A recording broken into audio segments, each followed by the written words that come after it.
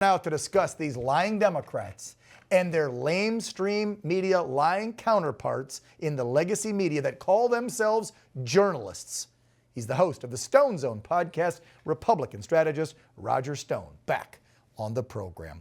Raj, as someone who went through DINFOS, the Defense Information School of Journalism, in the military 33 years ago, and actually learned how to be a journalist, these people should just start putting activist and Democrat in front. They couldn't take the time, Roger, to do a little research and show that James O'Keefe did this 6 months ago. And as you take over, I'm going to have them put up the side by side. We've got what James put out and what they put out. He put out more info because he didn't redact stuff. Go ahead, Raj. Dan, look, I think the entire Epstein issue has backfired very badly for the Democrats. Let's go through the facts because they're important. In 2004, there's no question that Trump and Epstein knew each other.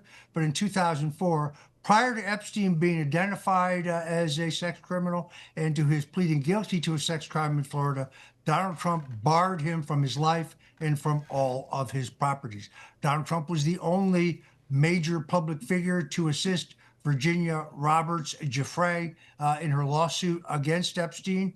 Brad Edwards, her attorney, has been very articulate about that. It was the Trump administration and the Trump Justice Department that charged Jeffrey Epstein with child sex trafficking and a second count of conspiracy to engage in child sex trafficking in 2019.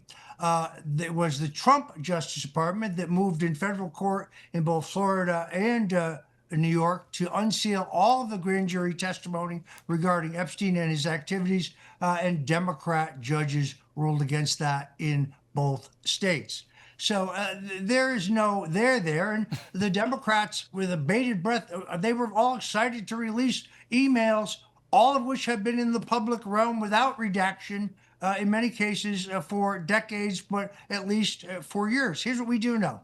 Bill Clinton was on the island. The sworn testimony of Virginia Roberts Giuffre, who I interviewed for my book, The Clintons' War on Women, for 6 hours, 2 3-hour sessions. I also read every bit of her sworn testimony.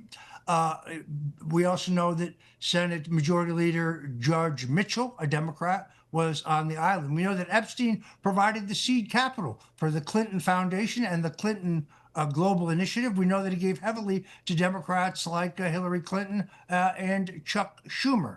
But the Democrats, of course, don't want to talk about any of that. I'm for full disclosure. Let's be very clear. I want to know everything there is to know about Epstein. And I'm particularly curious about why the federal prosecutor in Miami, Alexander Acosta, gave Epstein a pass back in 2005. Exactly. And about reports that when he was later appointed Secretary of Labor and preparing for his confirmation hearings, when asked in a practice session how he'd address the question of his disposition of the Epstein case, he said, "I'll just tell the truth, which is that the CIA came to me and told me he's one of ours, and therefore you are to seal the case." Mr. Acosta has not denied that for the record. So, yes, I want to know everything about Epstein, but I can't think of a single prominent Republican that we know for a certainty, based on the FAA manifest records, actually visited Epstein's island. Yep.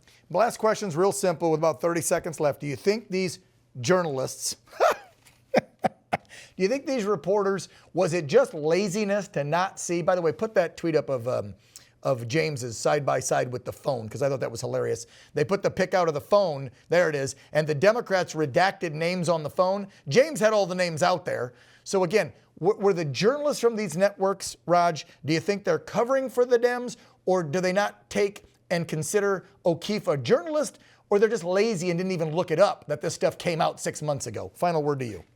Dan, my good friend Sean Hannity is absolutely right when he says journalism is dead in America. So the New York Times, the Washington Post, the Associated Press, CNN, MSNBC, particularly the big three networks, they work hand in glove with the left and with the Democrat Party. There's no longer objective journalism. These are not journalistic operations. These are not honest brokers. They are giving you what the president correctly calls fake news. And they are so completely obsessed with their Trump derangement syndrome that they try to tell the American people that black is white and white is black. Right. So they knew O'Keefe put it out. They just omitted They it will and take tried to anything dished out. convince. They'll take anything dished out by Hakeem Jeffries and his cabal, and they will report it as if it's news. Ridiculous. Roger, check out his show, The Stone Zone, and that book on the Clintons and the Epstein saga.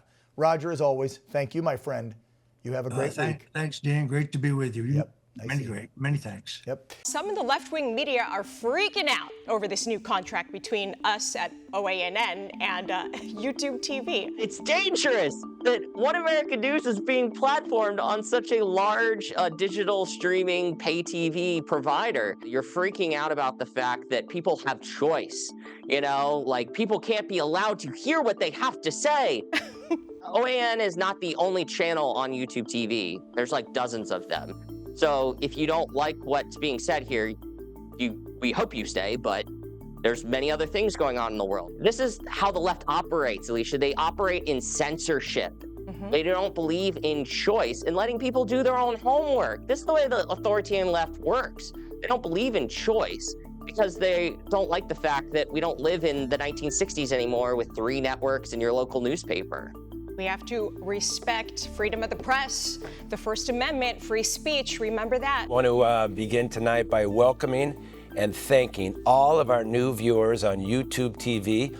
Overnight, One America News welcomed a potential 9.4 million new viewers on YouTube TV. So on behalf of everyone here at OAN, welcome to One America News.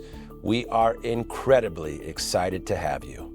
This will allow all YouTube TV subscribers to enjoy 16 hours of live news coverage every single day, as well as all of AWE's lifestyle, travel, and family programming, and it will be available in YouTube TV's baseline package.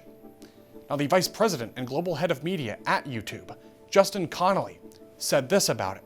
Our goal has always been to provide our subscribers with a wide range of content, which is why we're excited to bring One America News to YouTube TV. This partnership gives One America News access to our growing audience, while also giving our subscribers even more choice when it comes to news and entertainment. And we here at The Real Story are extremely grateful for the opportunity to now reach a wider audience. And we're also grateful for the time you give us each and every single day. And we're excited for the future at this amazing network.